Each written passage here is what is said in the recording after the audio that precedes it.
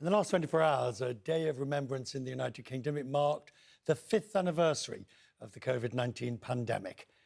And although we got on with life and carried on, its still impacts very much being felt. The latest Edelman Trust Barometer shows that 2/3 of US respondents say the pandemic made them view business, government and wealthy more negatively.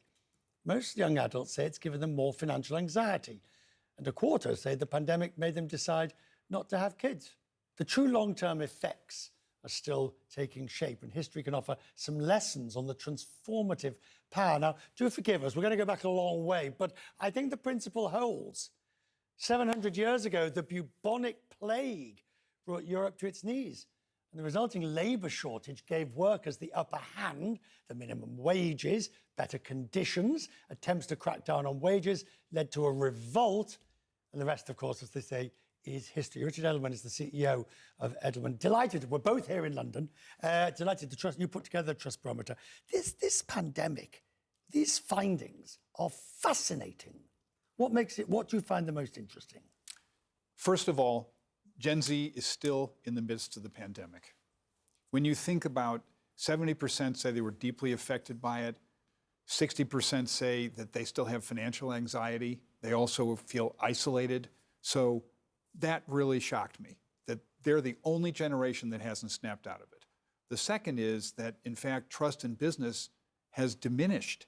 Remember, in Davos, I told you only 6 weeks ago that business is the most trusted institution, but business is now being blamed for inflation. And so all of a sudden, people see the soft underbelly of business related to COVID. They assume that somehow business used it as an opportunity to raise prices. Business is getting the blame, arguably unfairly. Yeah. Is it too soon in the barometer to factor in the change of government? Again, I think that there's a lot of uncertainty, which you see in the markets, and business is getting the blame, no question. But I'll tell you what else is getting blamed is science.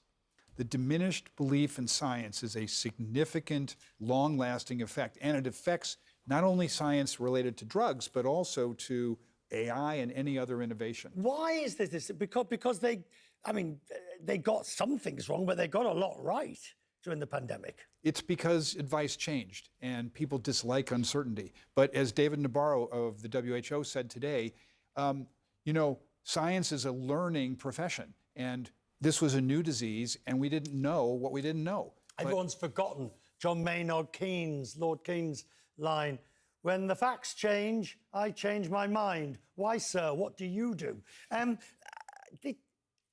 we look at what's going on at the moment, the Trust Barometer tells us that things aren't right. People are unhappy. Now we have the uncertainty of trade tariffs.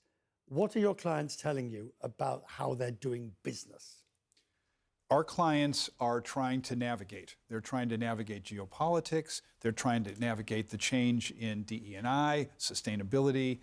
They're very focused on making sure that every action they take improves their business. And whether it's we're going to have well-paid jobs, we're going to do reskilling, we're going to try and have products that are affordable, we're going to try and do well by making our business better. But when companies are perceived to suddenly become cowardly or craven and changing policies to curry favor with the Trump administration, as some have done, not all, some have done, that can't help trust.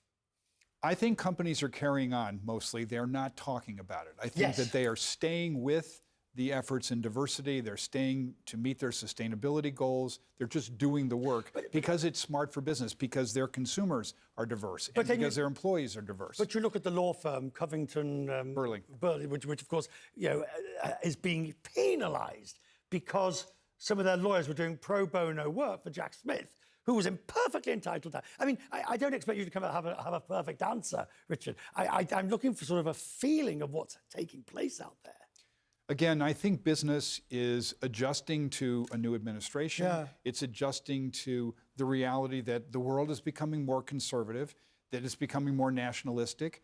There's no question that people want stability, but they also want well-paid jobs.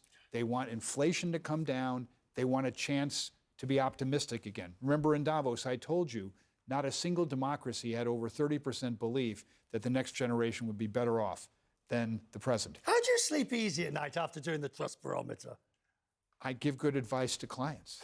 And no, I try to say, what should you do? Because that's the key for business. Business controls a lot of the future if they're able to grow and if they're able to get optimism back. Good to see you. Great to see you, Have pal. a good trip to London. We have to cross the Atlantic so we can meet face to face. Why not? Good to see you. Thank you.